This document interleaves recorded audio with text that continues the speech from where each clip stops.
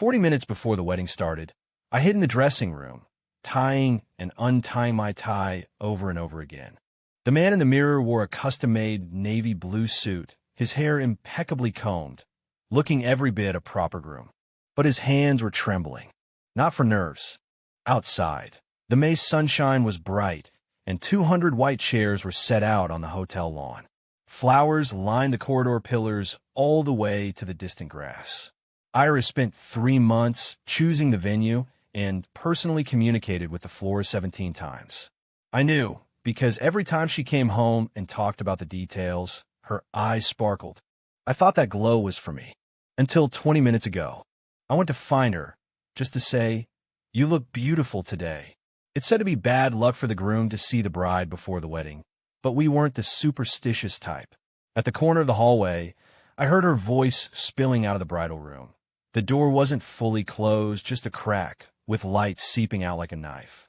"Ethan, I know you're angry." Her voice was soft, carrying that familiar, deliberately soothing gentleness. "But think about it. What's wrong with me marrying Miles? His family might be ordinary, but he himself, obedient, honest, won't cause trouble. Once I've secured my position at Jiangsheng, then—" She paused. "What happens then? We'll cross that bridge when we get to it." I stood in the hallway, heard my own heartbeat once, and then it went quiet. Not like in those TV dramas, a dramatic thump of shattering. More like a building sinking slowly, silently, its foundation long hollowed out, only now becoming clear. I leaned against the wall and took 3 deep breaths. Then I straightened my tie, went back to the dressing room, and fixed my hair in front of the mirror. The man in the mirror was still the same dignified groom. Only the look in his eyes had changed.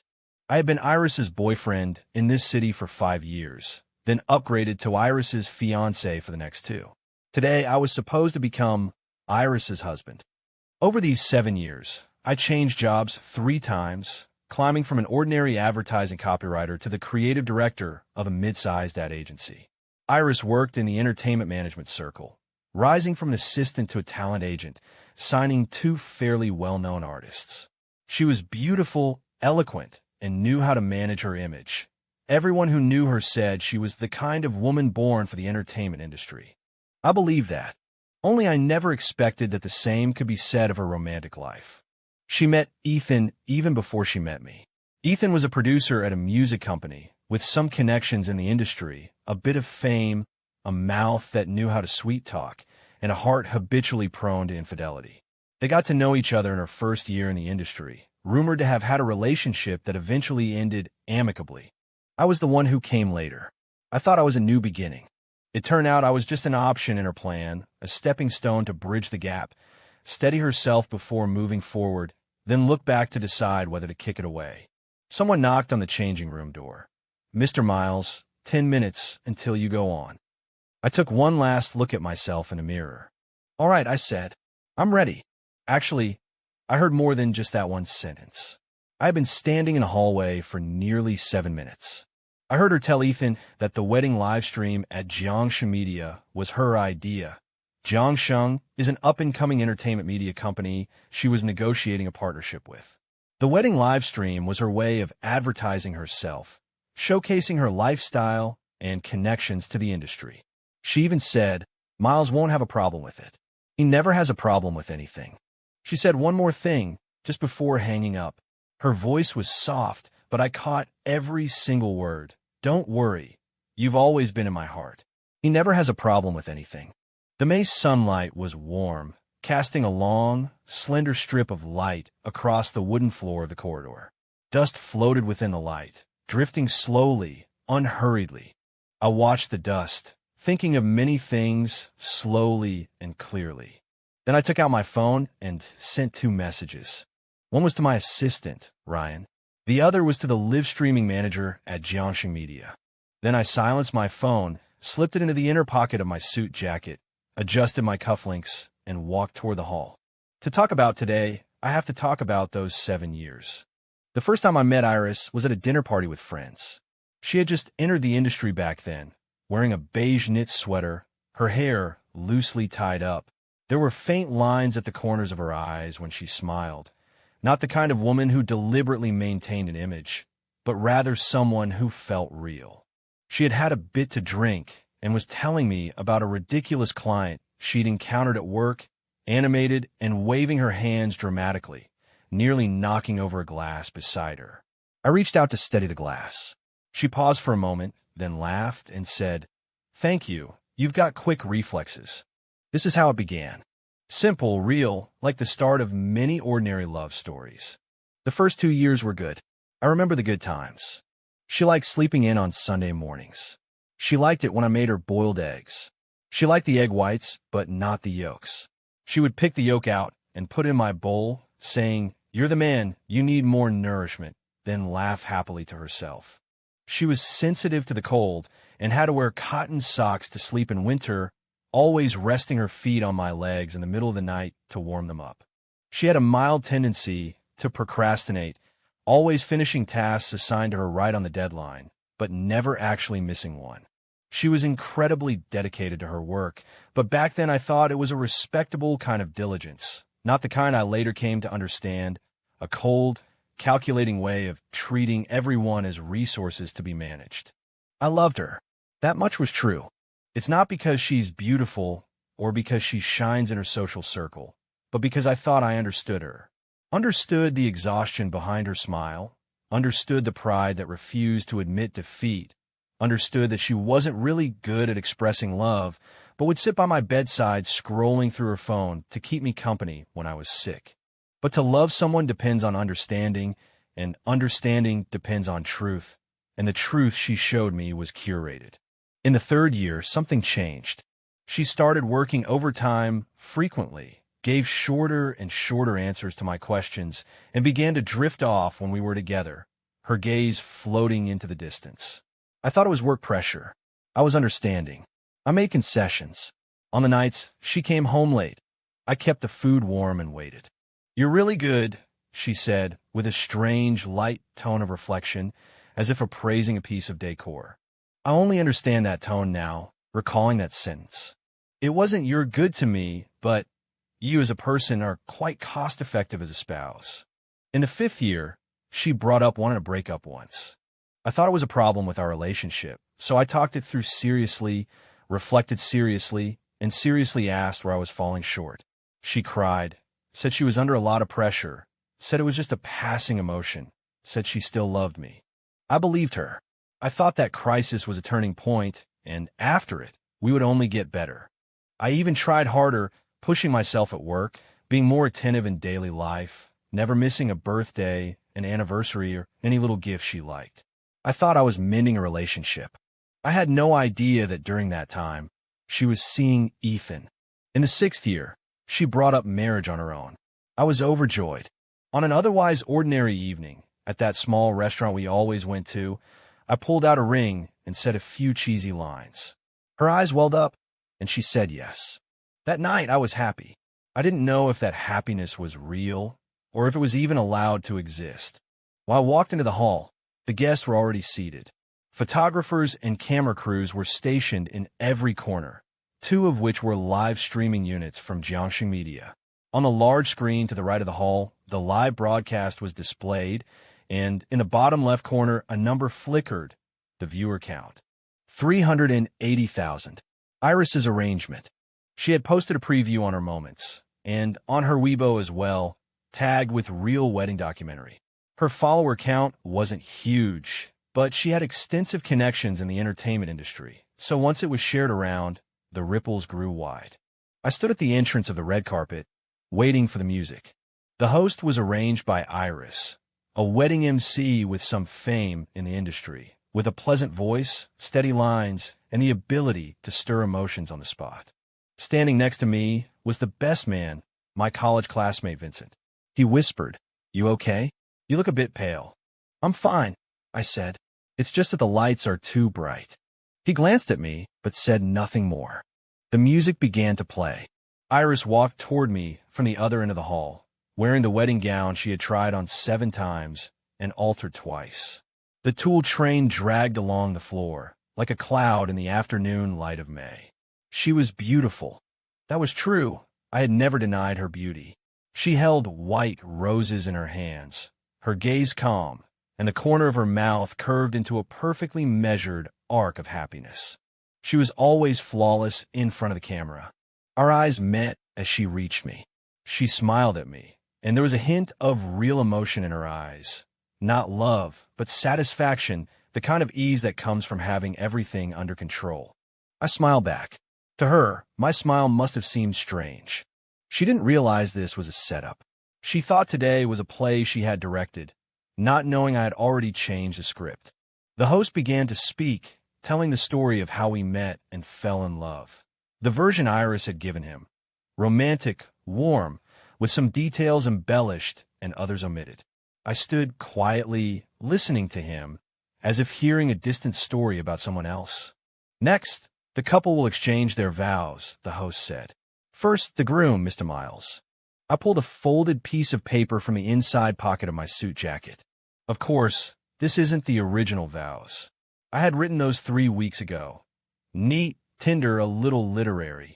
I revised them 4 times, each time trying to find the exact right words.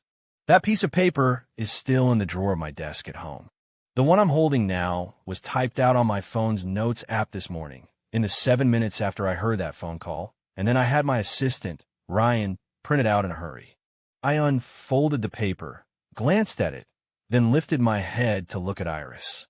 Her expression was still that of a gentle bride. I spoke. Iris. My voice was calm. The microphone in the hall picked up the sound perfectly, every word clear. Before I formally read the vows, I like to say a few off-topic words. For today's wedding, you made many preparations, including inviting Jiangxing Media to broadcast the whole event live. The online viewership is now. I turned my head and glanced at the screen. Nearly 400,000. A slight stir rippled through the audience. The host froze for a moment. A 1 mm crack appeared in Iris's smile. I think this arrangement is perfect. I continued, my tone calm, as if delivering a business report. Because with so many witnesses here, what I'm about to say next won't later be dismissed as a lapse in memory or a one-sided misunderstanding. The hall fell silent. It was a peculiar kind of silence, one caused by everyone holding their breath at the same time. Bullet comments in the live stream began to scroll. I couldn't see them, but I could imagine. Iris, I've known you for 7 years. For 7 years, every single thing I did for you is genuine. You like eating boiled eggs, but not the yolk. I remember that for 7 years. You're afraid of the cold, so every year before winter set in, I'd take out your cotton socks, wash them, fold them, and place them neatly on the nightstand. You faced several crises at work, and every time, I was right there beside you, never once letting you bear it alone. I thought that was love. Before the wedding started today, I overheard some things. I paused. Iris's expression shifted. Not a collapse, but that sudden alertness of someone being sharply seized. Something in her eyes began racing, assessing, calculating, making judgments, weighing options. She had always been a quick thinker. I won't repeat what was said here, I said. I promised myself that today I wouldn't be anyone's villain, wouldn't instigate any awkward confrontations, and wouldn't make any of the relatives or guests present feel uneasy. So, my vows are as follows. I looked down at the paper in my hands. Iris, if you truly mean to stand here today, I hope you live with integrity in the days to come, that you don't let down the person you've chosen, and that you don't let yourself down either.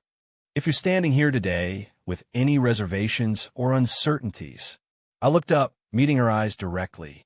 Then I want you to know, you can still leave right now. I won't stop you, and I won't embarrass you. I'll wait here for 3 minutes. If you stand still, we'll continue and go through the entire procedure today. But if you choose to leave, I won't say a single word to persuade you to stay, and I won't let anyone stop you. All the bills for today have already been settled. I'll take care of the guests' hospitality. Just go. This is the last gift I give you, a chance to leave with dignity. The countdown begins now. No one spoke in the auditorium. Even the host forgot to speak. The number on the screen jumped rapidly. 430,000, 450,000, 480,000. I couldn't see the barrage comments, but I saw screenshots afterward. For those 3 minutes, the barrage was impossible to scroll through. It was all the same kind of content. What is he talking about? Wait, does he know something? The bride's expression. Did anyone see the bride's expression? Iris stood still, unmoving. Her hand gripped the rose, her knuckles turning white. I looked at her, feeling a deep calm inside. A calm so unfamiliar it felt like a place that was once noisy had suddenly lost power, and all the sounds vanished at once. 3 minutes is long, but it is also short. She didn't leave. She lifted her head, took a deep breath, and then her eyes reddened. That red was precise, just like all her expressions in front of the camera, just right. The host snapped back to reality, cleared his throat softly, and signaled for her to recite the oath. She opened her mouth, her voice a little hoarse. Miles, She paused for a long time. Then she handed the rose to the bridesmaid, turned around, and walked away. The moment she left, the live stream had 517,000 viewers. I later checked the data. Over 120,000 new viewers had poured in during those 3 minutes. Word was someone had taken a screenshot of my "you can still leave" moment from the live stream, captioned it what the groom said at the wedding, and it blew up. She walked toward the side door of the chapel, the train of her wedding dress dragging on the floor. No one stopped her. I told my best man Vincent ahead of time, and he held back the few who tried to chase after her. There was about 4 seconds of complete silence in the hall. Then a faint murmur began, spreading from the back rows to the front, like a small incoming tide. The host stammered into the microphone, at a loss for words. I turned toward the audience and gave him a smile. That smile was real, not for the live stream, but the kind that comes after finally waking up in these 7 years, carrying a quiet sense of settled peace. Distinguished guests, I said, I am very sorry, but today's wedding ends here. Thank you for coming, for your gifts and blessings. All guests will still dine as planned, and all monetary gifts will be fully refunded within a week. I wish everyone peace and happiness. I then straightened my tie and stepped off the stage. Vincent was waiting for me off stage, his expression complicated, like someone who wanted to ask a question but didn't know where to begin. You knew all along? He asked. I only found out today, I said, but it's enough. Are you okay? I thought about the question. A little, I said honestly, but it's fine. He patted my shoulder and said nothing more. My phone started ringing, relatives, friends, former colleagues, one after another. I didn't answer any of them. Only one message I replied to, from my assistant Ryan. Mr. Miles, the live stream recording has been fully preserved, uncut, and, as you instructed, it's been synced and uploaded to a backup cloud drive. No platform could delete it completely. Also, Mr. Wong from Jiangxing Media says he needs an explanation. I replied, got it. When Iris was found in the hotel parking lot, she was sitting in a car, still in her wedding dress, her makeup smudged from crying. I wasn't the first to know about this. It was later that her mother called me, her voice layered with complex emotions, anger, and also a hint of shame that was hard to voice. Miles, you made Iris in front of everyone, in front of 500,000 people? Ma'am, I said, I gave her 3 minutes to leave with dignity. She chose to stand still, but in the end she walked away. That was her choice, not something I forced on her. A pause. Did she say anything to you? Why did she? She didn't say anything, I said, but I heard enough today to understand. Is it about Ethan? That question silenced me for 3 seconds. So Annie knew about Ethan. It doesn't matter anymore, I said. I'm not looking to blame anyone. I just can't keep going. Auntie, take care. I hung up the phone and stood in the parking lot for a moment, looking at the May sky, so blue it seemed unreal. By the time I left the hotel, it was already 4 in the afternoon. Ryan called a cab for me. The ride was silent the whole way, except when he occasionally turned his phone screen toward me, showing Weibo's trending topics. The first one read, Groom gives bride 3 minutes at wedding. I clicked on it. Below the hashtag were screenshots and clips from the live stream, along with tens of thousands of comments. I skimmed through a few of them. What's the deal with this groom? Did he know something in advance? The subtle changes in the bride's eyes throughout, chilling when you think about it. When he said, "This is the last gift I'll give you," I cried. He truly loved her. This man is too clear-headed. It breaks my heart. I handed the phone back to Ryan and said, "Don't worry about any of that." Ryan nodded, hesitated for a moment, and then said, "Mr. Miles, there's something I need to tell you." "Go ahead." Over at Jiangxing Media, Mr. Wang actually thinks today's live stream was a great success. He says it's the highest peak viewership wedding live stream in their platform's history, and he'd like to discuss a potential collaboration with you going forward. "No need," I said. "Just decline on my behalf." "All right." Also, I added, have legal re-examine the contract Iris previously negotiated with Jiangxing under the guise of bilateral cooperation. Check if there are any clauses requiring my involvement. If so, handle them separately. Ryan noted it down and said, "Did you foresee this long ago?" "No," I said. "I just had a little time this morning to think a few things through." Ryan didn't say another word. I leaned against the car window and watched the city recede in the May light. That night, I sat at home for a long time. That home was one we'd chosen together 2 years ago. She took the lead on the renovation plans. I handled the budget and execution.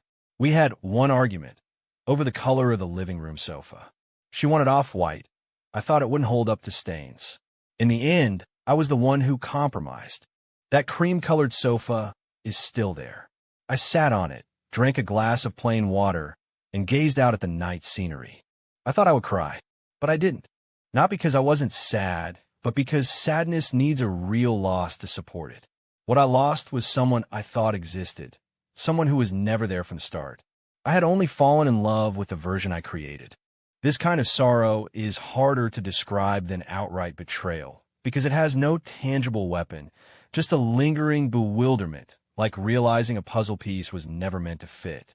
I scrolled through our chat history on my phone for a while, very slowly, 7 years of conversations, which took me about half an hour to browse. Some parts one once took for tenderness now read like politeness. Some I thought were dependence now feel more like an appraisal of my utility. But there are some, very few, that I still look at and feel are real. The year my father was hospitalized, she once sat with me in the hospital corridor until 3 in the morning, saying nothing, just keeping me company. The first time she said, "I like you," to me was on a rainy night. She had had a bit to drink, and she leaned on my back, her voice so soft it sounded as if she were whispering to herself. Are these real? I don't know. I think perhaps she was real in those moments. It's just that later, she grew more and more skilled at walking the tightrope between emotion and interest. Once she learned that the authenticity gradually faded. I don't blame her. I simply bid farewell to the version of her I had loved for 7 years. The following week was the quietest, yet the loudest week of my life. Loud because of the outside world. Screenshots and clips from that live stream kept spreading across various platforms. My name appeared on trending lists 7 times from different angles. Some sympathized with me. Others analyzed the bride. Some investigated who Ethan was. And there were even self-media outlets publishing analytical articles titled, "Examining the Crisis of Modern Intimate Relationships Through This Wedding," reportedly with tens of millions of views. I declined all media interviews, issued no public statements, and kept all my social media accounts silent. Quiet because of my inner world. That week, I went to work as usual, attended meetings as usual, handled projects as usual, and had lunch at the noodle shop downstairs from the office, ordering the same bowl of tomato and egg noodles, sitting at the same seat by the window. The underlying logic of life hasn't changed. Only a person has.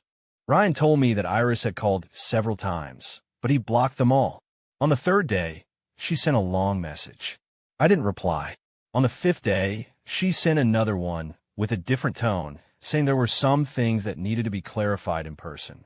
I replied, "No need to explain. I understood everything I heard. There's no misunderstanding.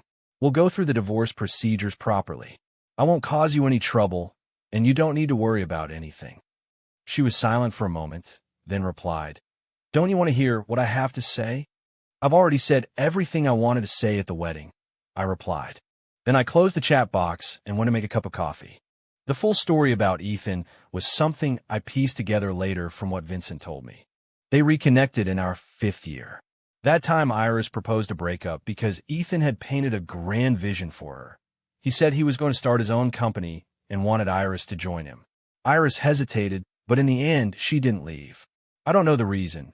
Maybe the promise wasn't convincing enough, or maybe she had reassessed the value of stability.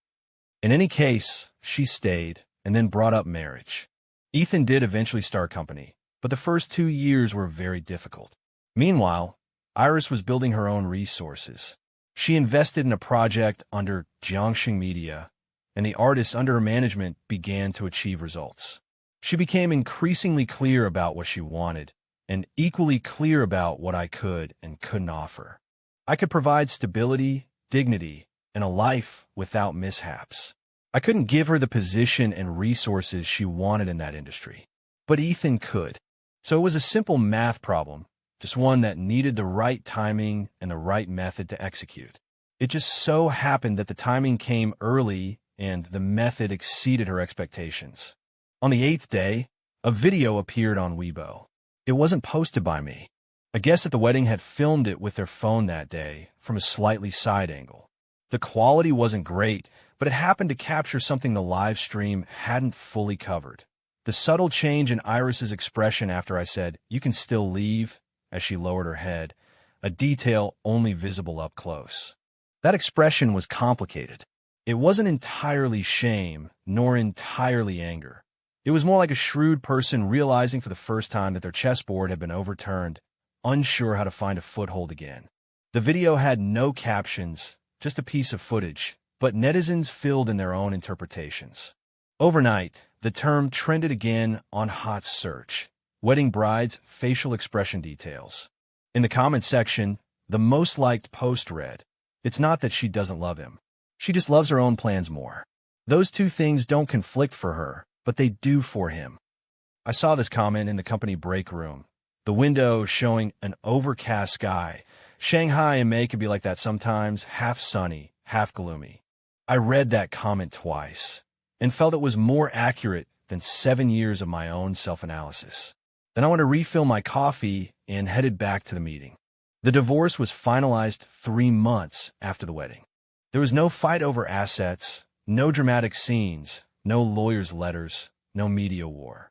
We had never even gotten a marriage certificate, only an engagement. So legally, there was no marriage to dissolve, just the end of an emotional bond and some things that needed to be returned or divided.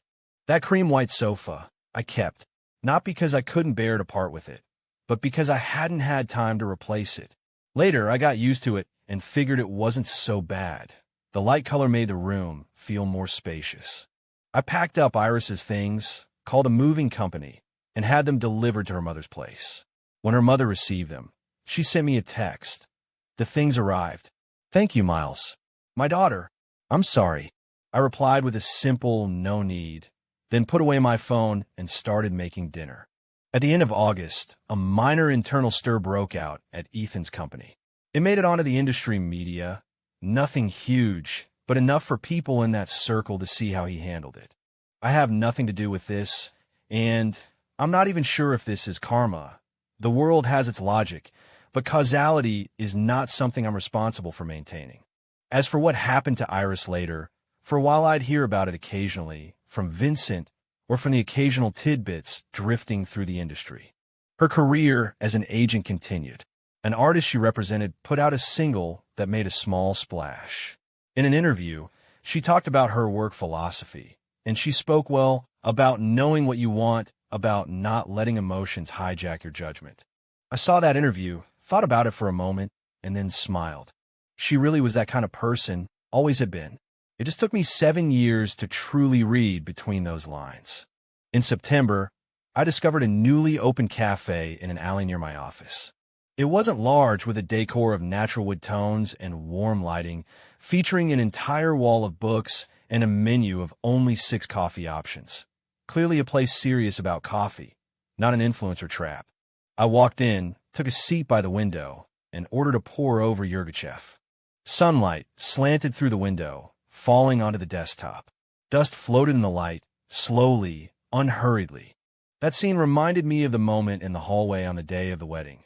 The light, the dust, everything settling slowly and silently. Only the feeling was different. Back then, it was a building sinking. Now, it was things finally settling in the right place. I wrote a few lines in my phone's memo. No title, not posted anywhere, just written for myself. 7 years, not entirely wasted. I learned one thing. When you love someone, you must also love the person who truly exists, not the version you built with goodwill. That version lives inside your heart, having nothing to do with the other person. And when you lose it, what you mourn is merely a part of yourself. But once it's lost, you're free. The coffee arrived, Yirgachev, with a hint of floral and citrus on the first sip, a clean finish, not bitter. I put my phone down and looked out the window. Autumn in Shanghai. The sycamore leaves haven't fallen yet, hanging on the branches like so many things contemplating whether to let go. I thought, wait a bit longer, and they will fall. Once they fall, all will be well. But there's still a part of the story I've never finished telling. That letter. The day after the wedding, I wrote a letter, handwritten, and sent it to Iris. I didn't post it on Weibo, didn't give any interviews, didn't share on my moments. It was just a quiet, ordinary letter that would never be seen by 500,000 people. I didn't tell anyone about the letter's contents. Not even Vincent, not even Ryan. I'll just say the gist. I thanked her in the letter. Not sarcastically, sincerely. I thank her for being there during the year my father was in the hospital, for sitting with me in the hallway at 3 a.m, for the small "I like you" she whispered against my back on that rainy night. Those moments I believed were real. I thanked her for having existed. I also said some very direct things about what I overheard in the hallway, about how I felt. No attacks, no accusations. Just honesty. I used to be someone who wasn't very good at directly expressing my feelings. I always thought saying them out loud sounded weak or troublesome. But this time, I felt I should make it clear for myself and for her. Not to change anything, just to give these 7 years a real ending without any ambiguity. At the end of the letter, I wrote, "You are a very smart and capable person. I hope every step you take from now on is one you walk with ease. We are two different kinds of people heading in different directions. There's no right or wrong in that. It's just not meant to be. Take care." I don't know how she felt after receiving it. She didn't reply. Maybe this whole thing was already behind her. Maybe she never opened the letter, or maybe she opened it, read half, and put it down.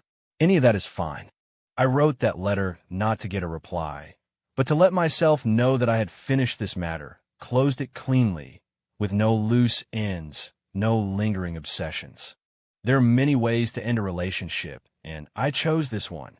No fuss, no clinging, no resentment, but also no pretense that nothing ever happened. Lay out the real feelings once, then shut that door and start walking the next stretch of road. When winter arrived, I took on a new project, a full-scale branding strategy for a small independent label. The client was a very young founder, 27 years old, with a head full of wild, imaginative ideas. Every meeting ran at least half an hour longer than planned. I really enjoyed those meetings. That earthy, lively energy, that raw passion born from uncertainty. It reminded me of the early days when I first started writing copy, when the world still felt vast, and every project was an adventure with no idea how far it would take us. Ryan later said, "Mr. Miles, you seem more relaxed than before." I said, "Maybe." He thought for a moment and asked, "Is that matter over now?" I pondered for a while and said, "That matter was already in the past to begin with. I just didn't realize it at the time."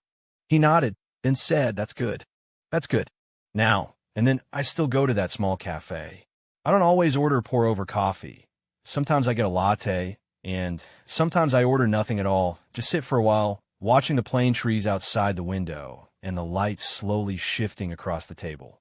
The cafe owner is a woman in her 40s who always wears a baseball cap. She doesn't say much. Sometimes when I come in, she'll give me a piece of candy, dark chocolate. I don't know why she singles me out. Maybe because I always come alone, or maybe just because that day she felt like it. Every time I took the candy, I said thank you, placed it on the table, and waited for the coffee to eat it. Dark chocolate, bitter at first, with a sweet finish. A perfect match for that cup of Yirgachev. Once, while drinking coffee, a thought struck me. That day in the hallway, when I overheard that phone call, I stood there for 7 minutes.